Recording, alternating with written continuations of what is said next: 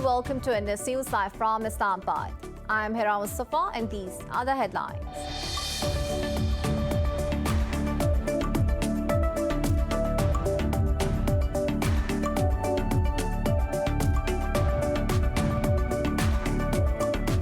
Pakistan says India's admission of using FATF against Islamabad vindicates its stance on the matter. The Foreign Office says the Indian Foreign Minister's statement exposed Delhi's true colors and duplicitous role. The statement adds that India has left no stone unturned in casting doubts on Pakistan's progress.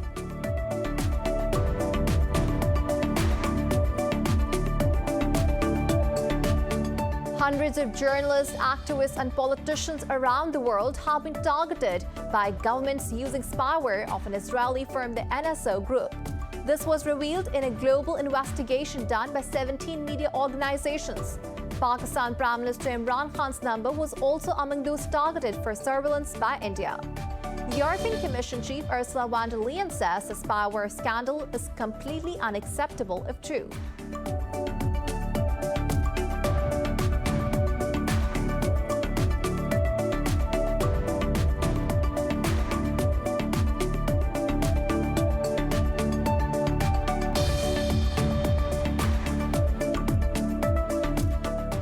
Turkey's President Tayyip Erdogan has urged the Taliban to end the occupation of their brother's soil.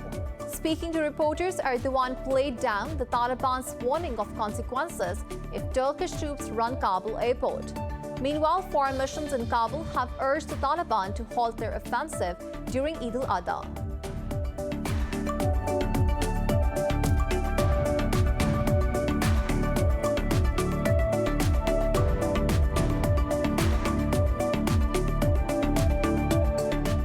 Brazil has registered more than 900 daily COVID-19 deaths and over 34,000 new cases.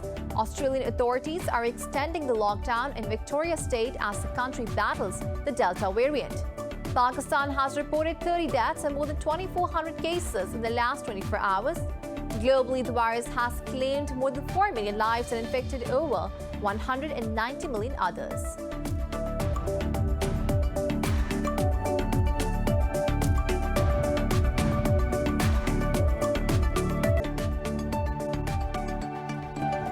Well, those were the headlines. News in detail coming after the short break. Stay with us.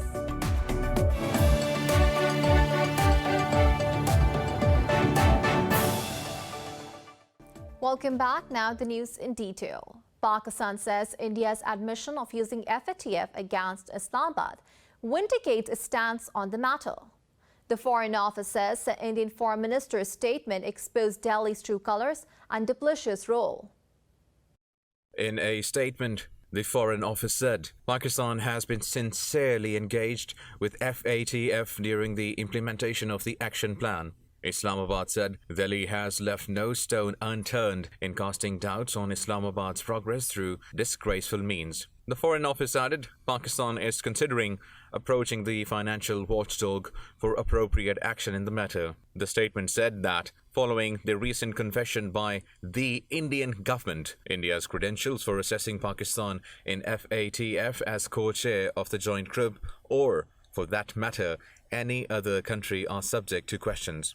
The Foreign Office said Pakistan's immense progress has been acknowledged by the watchdog. Last month, FATF retained Pakistan in the grey list despite complying with 26 out of 27 requirements. But many Indian companies that were found supplying weapons to ISIS have skipped the eyes of the watchdog. As per a US Treasury study, India is one of the largest countries to move money abroad through illegal means.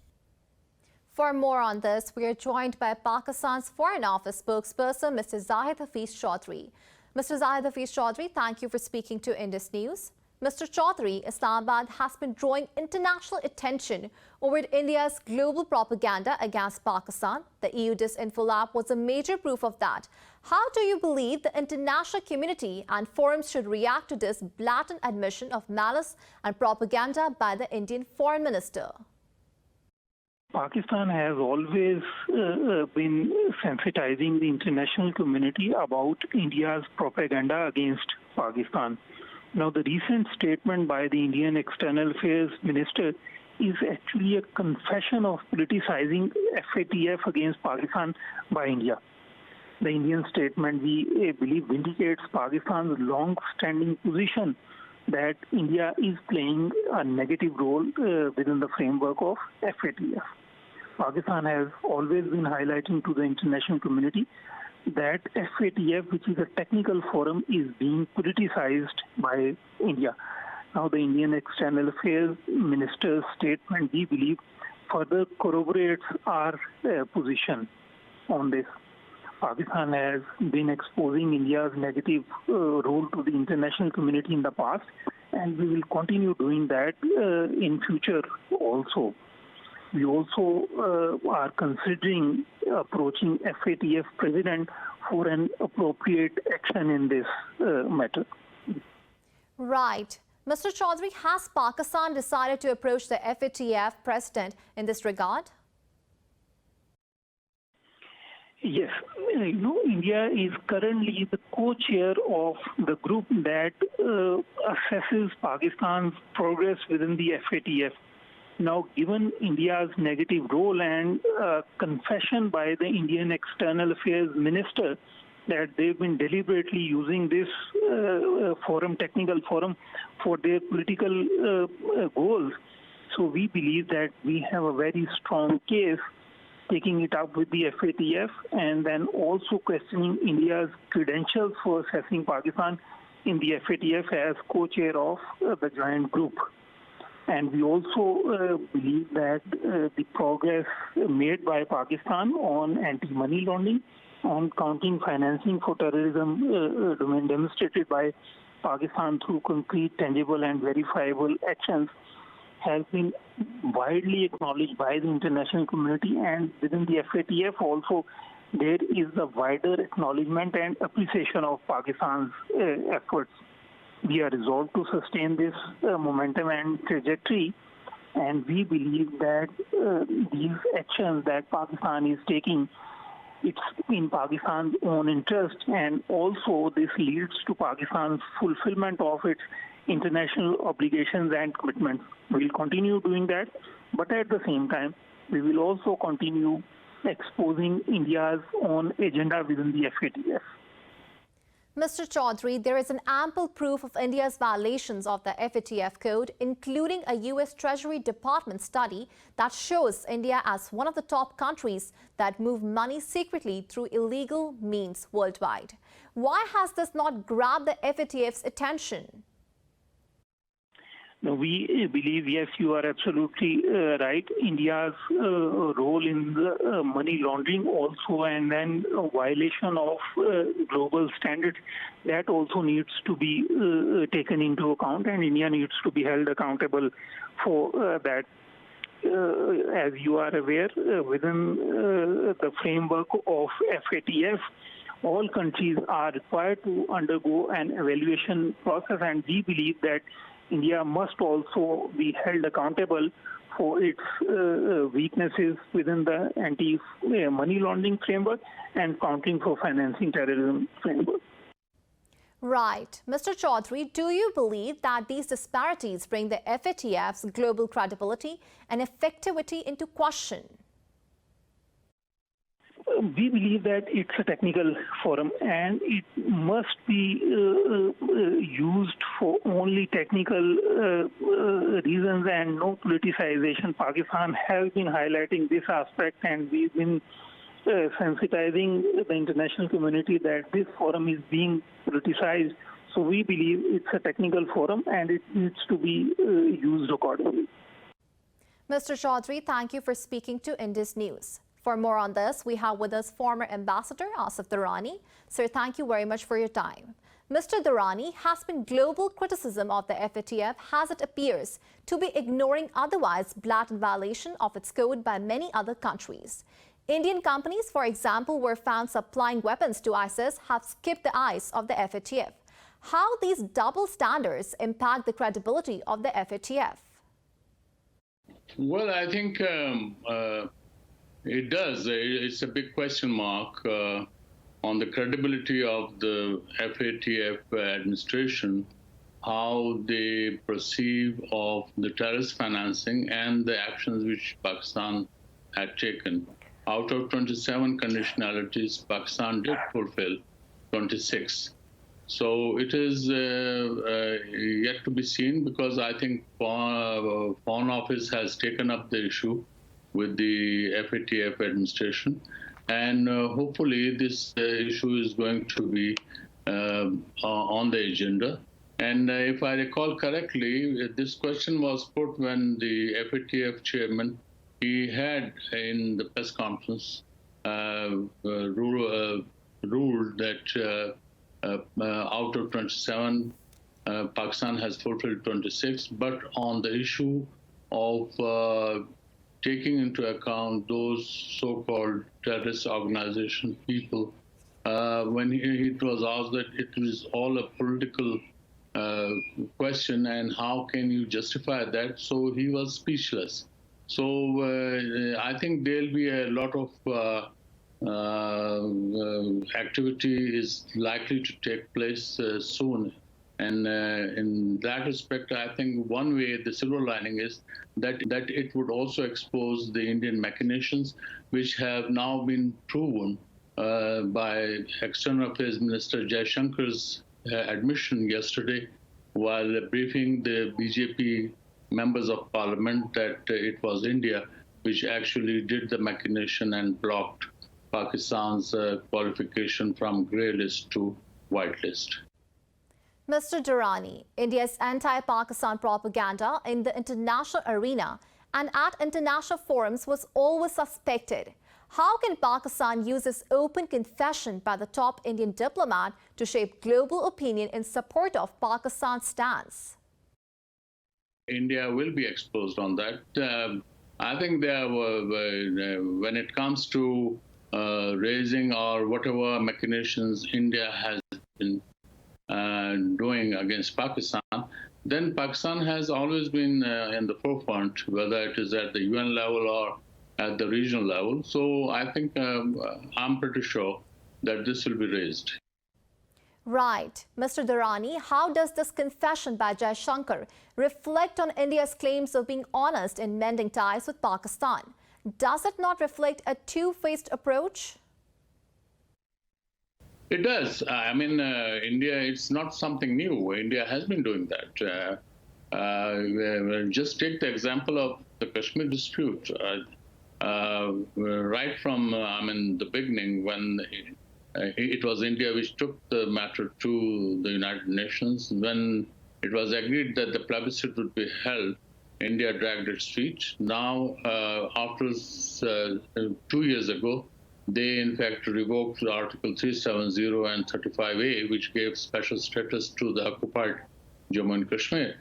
Now, so they have been in fact cooking their own broth, and they have been eating it too. So this is what has been happening during the past 7 decades. So the double-faced policy which India has been running throughout, especially with regard to Pakistan, is in fact has exposed. And if you recall, the European info labs, which they exposed India's whole racket they have been running to malign Pakistan. So that has been exposed.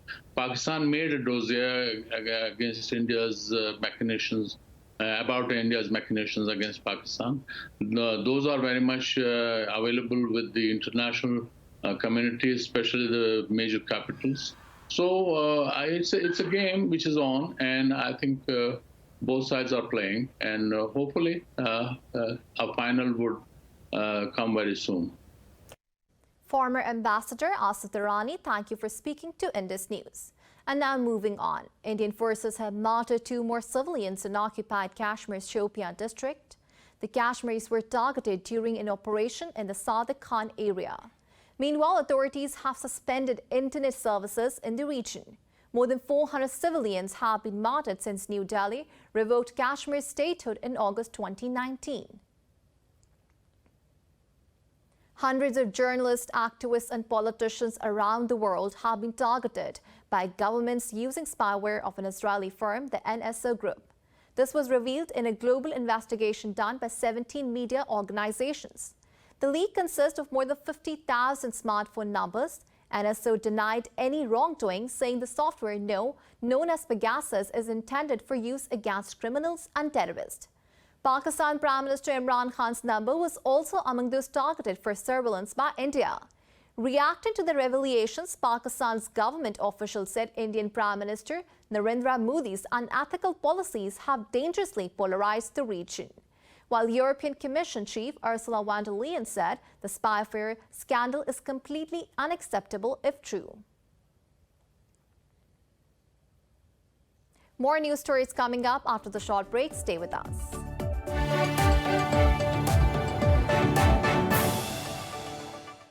Welcome back. Turkey's President Tayyip Erdogan has urged the Taliban to end the occupation of their brother's soil. Speaking to reporters, Erdogan played down the Taliban's warning of consequences if Turkish troops run Kabul airport. The Turkish president said Ankara is planning talks with the Taliban over Kabul airport security after US troops withdraw. The Turkish president added that the Taliban must show the international community that peace is prevailing in Afghanistan. Meanwhile, foreign missions in Kabul have urged the Taliban to halt their offensive during Eid al-Adha. In a joint statement, 15 diplomatic missions and the NATO representative said the Taliban should lay their weapons for good and show the world their commitment to the peace process. Moreover, the fighters say they did not suggest or agree to any ceasefire during the Doha talks. This clarification came after the latest round of discussions between the Taliban and the Afghan leaders ended without any breakthrough. However, in a joint statement, Taliban and Afghan negotiators pledged to meet again and expedite the peace process. For more on this, we have with us Brigadier Imran Malik from Lahore. Thank you for your time. Mr. Malik, what do you believe are the key sticking points standing in the way of a political settlement between the Taliban and Kabul government? I think the most major or the most dominant sticking point is the choice between having an Islamic Emirate or an Islamic Republic in Afghanistan. The Taliban are adamant on having an Islamic Emirate because they feel that they've been fighting for such a system for the last more than 20 years now, if we do not include the fight against the Soviet Union. While the National Unity Government would prefer an Islamic Republic, as supported by the West mostly.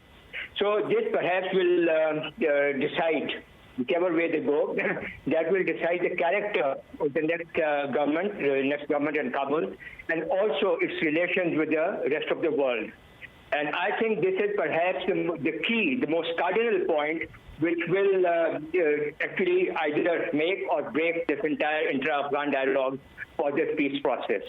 And this perhaps is one of the most serious sticking points. The other one could be the distribution of power. If they, let's say, the best solution is they form a government through a peace process and they do not fight over it, and then if they form a government, how will they distribute power? That again will be a very serious point to cover. And how do they then distribute the various countries and all to all the different people? And we must not forget one thing, that what will then be the future of the current president, Ashraf Ghani, Abdullah, people like Hanif Atmar, people like Amrullah Saleh, all those who've been so aggressively involved in fighting the Taliban. So how will they decide their future then? So their future again will become a very sticking point. So I think if we just stick to these 3 points, otherwise there could be a lot more, then the character of the next government, whether Islamic Emirate or Republic, the coalition and the distribution of power, and the future of the current National Unity Government personnel. These 3 would clearly be the most difficult questions that they need to answer and find solutions to. Right. Mr. Malik, with this much hyped round of intra-Afghan talks ending inconclusively, is all hope lost for a peaceful settlement in Afghanistan? No, I don't think so that we can ever lose hope, because if we start losing hope, then obviously there'll be no solution to all these critical issues that beset all of us. I think if we have a look at the various processes that we've gone through as far as the intra-Afghan dialogue is concerned or the peace process is concerned, we've had a succession of failures. Let us have a look at the Doha peace process, the Moscow process, the Beijing process, the Istanbul process, which never took off, the Islamabad process, which was duly sabotaged by President Ashraf Ghani and his colleagues.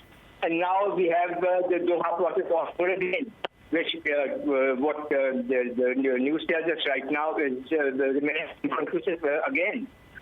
So the point is that unless those sticking points that we've spoken of earlier, unless they are resolved, there is not likely to be a very much improvement or a steady improvement in this peace process. However, hope is not lost. Pakistan must revive the Islamabad process all over once again and make an effort. Because we must not forget that creating a government through the peace process is the best solution overall. The other two are basically very destructive ones. One is that the Taliban run over Kabul and claim government. Or the other one, even worse one, is that they run over and claim a government in Kabul, and then there is a war that ensues.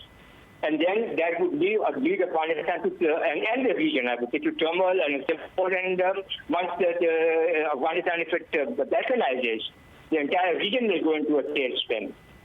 So I think hope should not be lost, and Pakistan, who has done so much to bring peace to Afghanistan, must continue its efforts and try to revive the Islamabad process.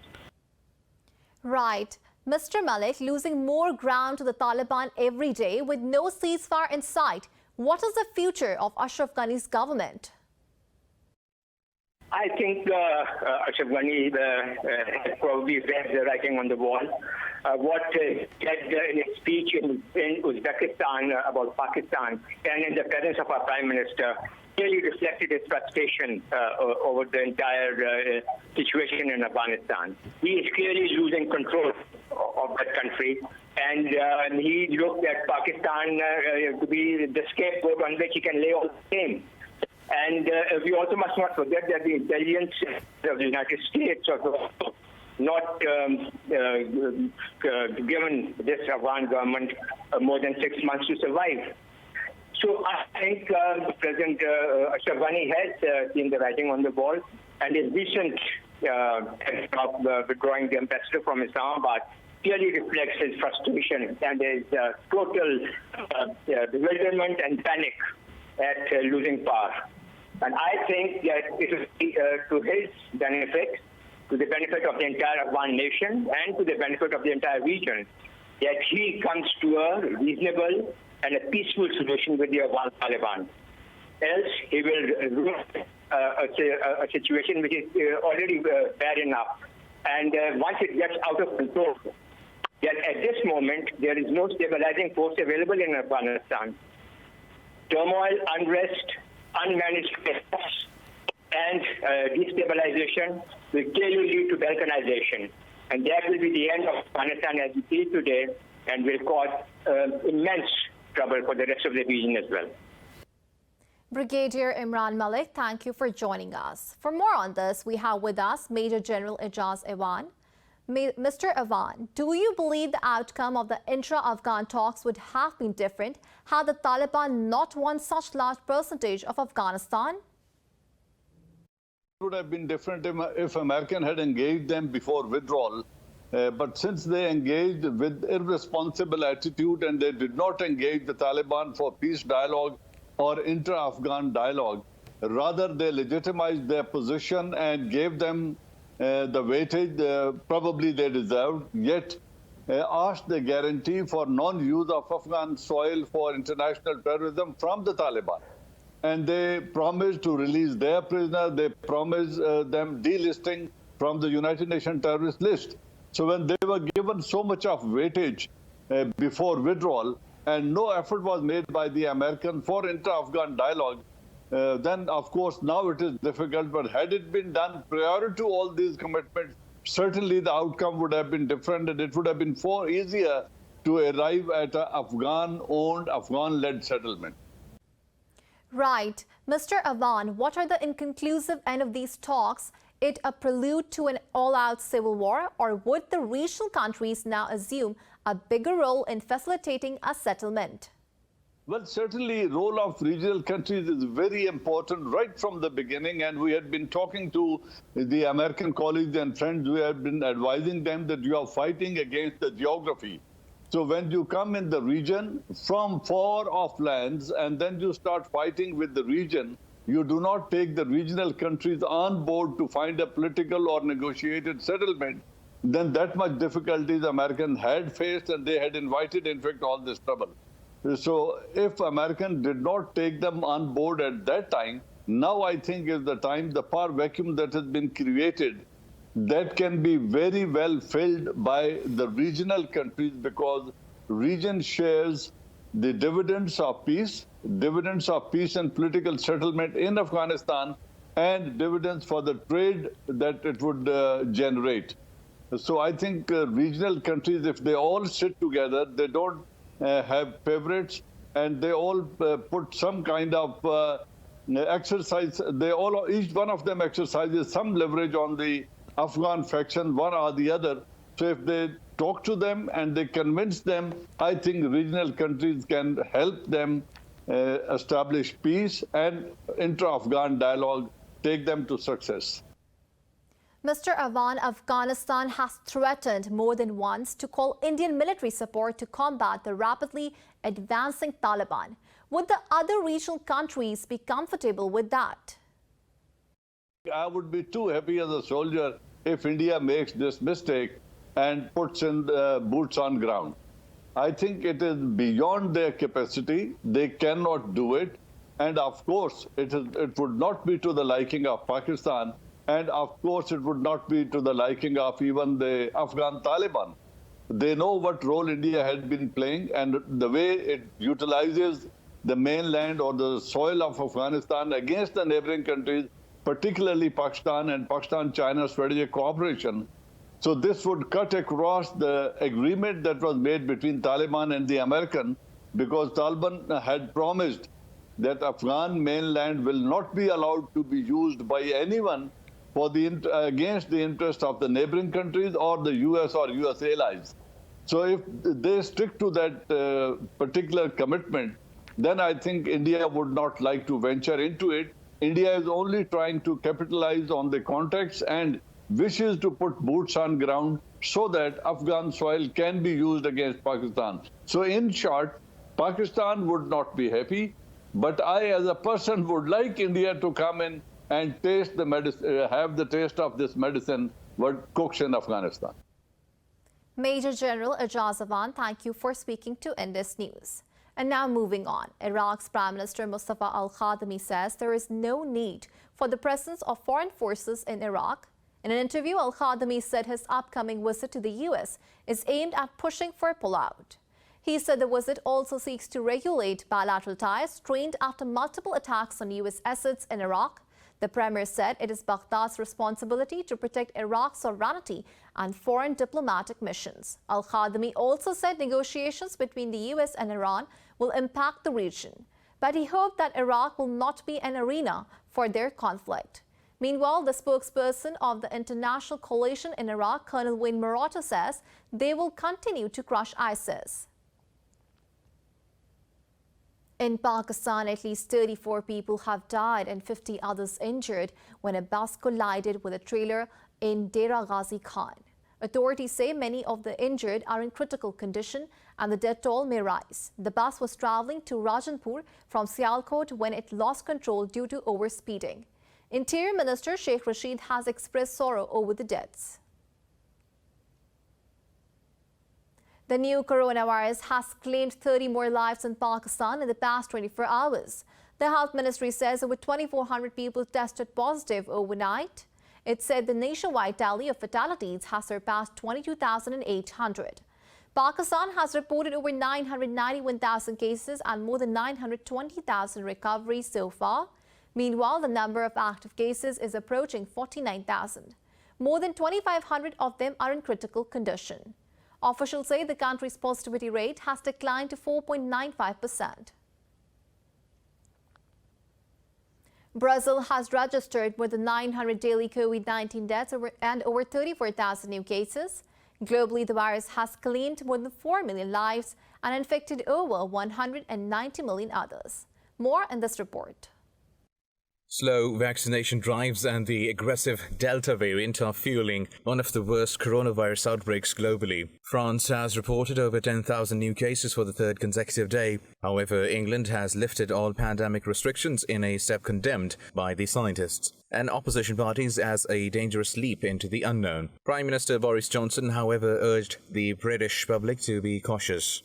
I really do urge everybody to stick with the programme and take the appropriate course of action when you're asked to do so by NHS Test and Trace. And the reason for that is we're going tomorrow into step 4. We're doing a big opening up.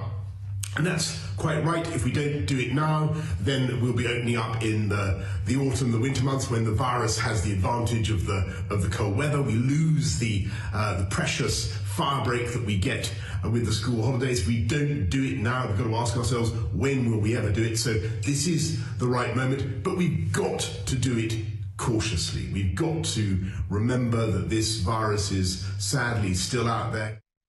South Korea's anti-piracy vessel in the Gulf of Aden has recorded one of the military's biggest clusters of infections. More than 80% of personnel on board have tested positive. Meanwhile, Moscow city residents welcomed the easing of restrictions. It's a bit difficult with QR codes. I just did the second round of the vaccine and I still haven't received my QR code. I tried it today with the government services website and asked them where is my code, as I have received my second dose now. But my code isn't here yet, as I just got the second dose 2 days ago. But of course the cancellation of this requirement is a good thing. Thailand has reported the highest daily rise in infections for the 4th straight day as Vietnam has announced new restrictions on movement in 16 southern provinces for 2 weeks. Australia too is extending the lockdown in the Victoria state as the country battles the Delta variant. In Saudi Arabia, thousands of Muslims performing the annual Hajj pilgrimage have gathered on Mount Arafat. They stoned for their sins and expressed hopes for peace and an end to the COVID-19 pandemic. They offered combined prayers and attended the Hajj sermon. After sunset, the pilgrims will spend the night in Muzdalifah. Saudi Arabia has banned worshippers from abroad for a second year running due to the pandemic. Only 60,000 fully vaccinated Saudi residents are allowed to perform Hajj this year. The Organization of Islamic Cooperation has condemned the Israeli raid at Al-Aqsa Mosque. It said frequent attacks on the site are part of Israel's attempts to change the status quo in Jerusalem. In a statement, the bloc urged the international community to take action to stop the violence. The Palestinian Authority has called the Jewish acts provocative and a threat to security and stability. Meanwhile, Israeli settlers assaulted Palestinians, including a senior citizen in Hebron city. And now it's time to take a short break. Stay with us.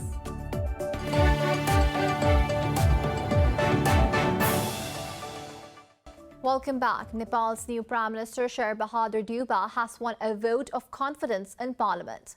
Speaker of the Parliament Ghani Sapkota says Deuba won 165 votes, exceeding the 136 required. Deuba faced the vote as a legal requirement after being selected to succeed ousted Prime Minister KP Sharma Oli. Oli, who had been in power for 3 years, was ousted for breaching the constitution by dissolving the parliament. Deuba will head a coalition with former Maoist rebels and a party representing a minority group. Pakistan's Prime Minister Imran Khan congratulated Deuba on his victory and hoped for better bilateral ties. In Ethiopia's Tigray People's Liberation Front has mounted attacks in neighboring Afar region. An Afar spokesperson said the rebels crossed into the region last week, with fighting between the two forces is still ongoing. He said reinforcements from Ethiopian military forces are being deployed into the region to help eliminate the rebels. Meanwhile, a spokesman for the Tigrayan forces said they want to degrade the region's fighting capabilities instead of making territorial gains. Earlier, the TPLF leader said they will keep fighting until they regain control of disputed territory in the south and west of Tigray.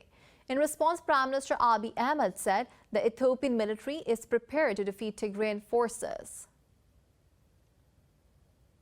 An earthquake of magnitude 5.7 struck Fars province in southern Iran. Officials say the quake was centered near the town of Kesht. Local authorities say search and rescue teams have been dispatched to the area. However, they said there are no immediate reports of casualties. Meanwhile, some buildings were damaged in the quake. A 3.8 magnitude aftershock is also reported to have hit Kesht. The quake was also felt in neighboring Iraq in the southern city of Basra.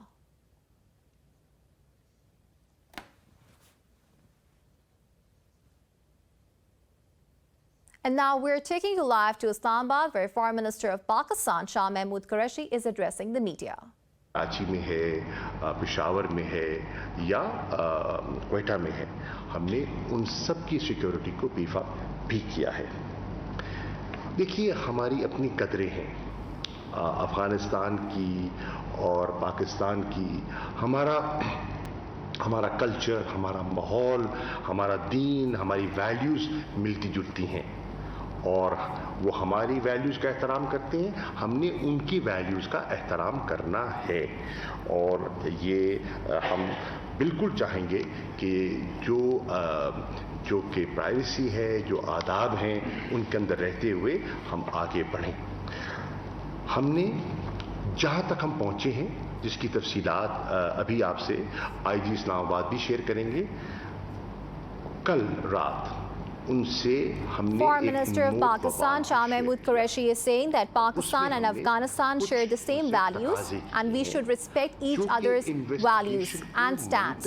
अंजाम तक पहुंचाने के लिए ज़रूरी हैं, हमें उनका ताउन दरकार होगा। उसकी तफसीलात में मैं इस वक्त जाना मुनासिब नहीं समझता, लेकिन वो नोट वबाल उनसे हमने शेयर भी किया है। और आज हनीफ अकबर साहब से, वज़ीर ख़ारजा से जब मेरी बात हुई तो उन्होंने कहा कि वो नोट वबाल मैंने देख लिया है और एम्बेसडर साहब ने मुझसे शेयर किया है। मैंने हनीफ अकबर साहब से ये गुजारिश की कि मेरी राय में वो जो उनका फैसला है अपने एम्बेसडर को और सीनियर डिप्लोमैट्स को रिकॉल करने का। Foreign Minister Shah Mahmood Qureshi is saying Afghan government's cooperation will be needed to resolve the Afghan conflict. हमारे ताल्लुकात की जो अहमियत है उससे हम गाफिल नहीं हैं। जो हमारी कानूनी जिम्मेदारियां हैं, जो हमारी सफारती आदाब और जिम्मेदारियां हैं, हम उनसे पूरी तरह वाकिफ हैं और पूरी तरह इंशाअल्लाह उनसे ताउन करेंगे। हम अफगानिस्तान के साथ अपनी इंगेजमेंट के लेवल को बरकरार रखना चाहते हैं, ख़ास तौर पर इन हालात में जहां कि एक पीस प्रोसेस जो है उसका एक नशिस्त हो रही है। दोहा में आपके इल्म में है, नशिस्त जारी है। आज भी एम्बेसडर ज़ल्म खलीलज़ाद तशरीफ़ लाए थे वज़ीर आज़म से, उनने कॉल की थी, मैं इसमें मौजूद था और पाकिस्तान का नुक्ता नज़र हमने पूरा उनकी खिदमत में पेश किया। मुझे उन्हें Foreign Minister Shah Mahmood Qureshi is saying that he spoke to the Hanif Atmar about the recalling of the Afghan's ambassador decision. We want to maintain our bilateral ties, especially during the negotiation deals that are going in Doha right now. जिसका कि मैं उनका शुक्रिया अदा करना चाहूँगा। और उन्होंने वज़ीर आज़म ने जिस संजीदगी से इस मसले का नोटिस लिया है, उस पर उन्होंने वज़ीर आज़म का शुक्रिया अदा किया।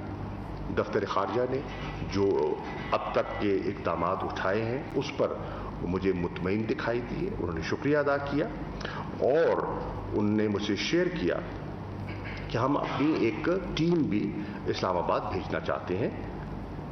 मैंने कहा शौक से आप तशरीफ़ लाइए, और वो टीम आए और वो उनका मकसद ये था कि उस टीम को भेजकर हम देखना चाहते हैं कि सिक्योरिटी इन्वायरमेंट जो है वो क्या है। हमें कहा शौक से आइए और इंशाअल्लाह हम उस टीम के साथ भी मुकम्मल ताउन करने का इरादा रखते हैं। उन्होंने ये भी कहा कि हम चाहते हैं कि हम jointly we should move forward on this case.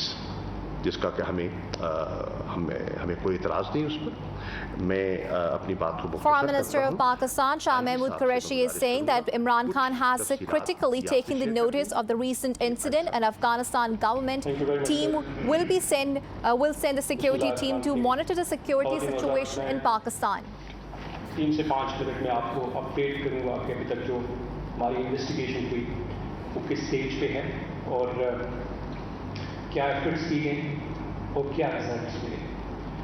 جیسے وزیر خارجہ صاحب نے بڑی تفصیل سے فرمایا کہ یہ بہت سینسٹیو بہت امپورٹنٹ کیس ہے اور اس طرح کا ایک وقوع رپورٹ ہونا ہمارے لیے ایک چیلنج تھا کہ ہم اس کو ورک آؤٹ کریں. جیسے کہ آپ کو پتہ ہے کہ یہ ایک ٹوٹلی بلائنڈ کیس تھا. ایک رپورٹ ہوئی اور اس کے بعد ہمیں کوئی فیکٹس فگرس کوئی روٹ کوئی ٹیکسی یوز ہوئی کوئی آئیڈیا نہیں تھا کون سی ٹیکسی یوز ہوئی کہاں گئے ڈرائیور کون تھا کیا ہوا نو کلو نو آئیڈیا. اس لیے اسلام آباد پولیس نے اپنے سارے ریسورسز لگائے.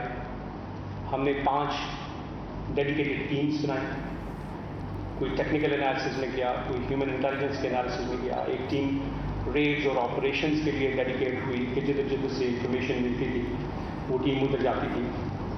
ڈیٹا انالیسز جو سارا ڈیٹا آ رہا تھا اور اس میں ہمیں بھرپور سپورٹ کی ہماری باقی ایجنسیز کی سب مل کے کام کر رہے تھے. اس سارے پروسیس میں خواتین و آزاد کو پچھلے کم و بیش 3 دنوں میں ہم کر رہے ہیں. ہم نے 300 سے زائد کیمراز کو اسکروٹنائز کیا جس میں سیف سٹی کے کیمراز بھی ہیں اور جس میں پرائیویٹ کیمراز بھی ہیں. اس میں اسلام آباد کے کیمراز بھی ہیں اس میں راول پنڈی کے کیمراز بھی ہیں. اس میں تقریباً ہم نے 700 گھنٹوں سے زائد کی ریکارڈنگ دیکھی.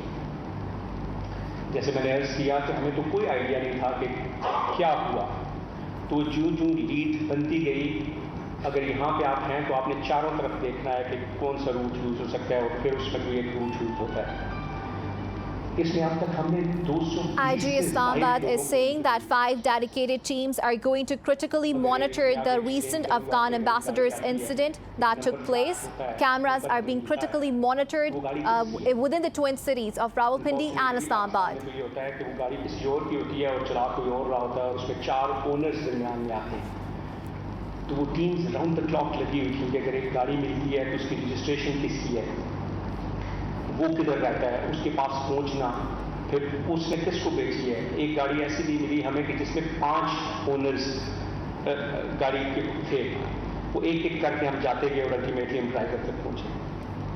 ہمارے اس وقت 350 سے زائد. IG Islamabad is saying that teams are working round the clock to investigate the incident. پچھلے 3 دنوں سے کام کر رہے ہیں راؤنڈ دا کلاک. اس حد کا جو حاصل حصول ہے ابھی تک جو نقشہ ہے وہ یہ ہے کہ اس لائن پہلے سے ہم نکل کے تو ہم نے پورا وہ روٹ ڈٹرمن کر لیا ہے ایگزیکٹلی ویریفائی کر لیا ہے کہ جو گھر سے نکل کے کمپلیننٹ گھر سے نکلتی ہیں تو پھر کہاں پہ جاتی ہیں پھر کہاں پہ جاتی ہیں پھر واپس گھر کیسے پہنچتی ہیں. میں اس کی تھوڑی سی تفصیل آپ کو دوں گا کہ یہ نکلتی ہیں گھر سے تو پیدل نکلتی ہیں پھر رانا مارکیٹ سے یہ ٹیکسی ہائر کرتی ہیں اور یہ جاتی ہیں کھڈا مارکیٹ. وہاں پہ یہ کوئی گفٹ خریدتی ہیں. اب ہمیں نہیں تھا پتا کہ وہ ٹیکسی اونر کون ہے تو ہم نے اس میں 2 کام کیے. کچھ جگہوں پہ ہم نے فارورڈ ٹریکنگ کی.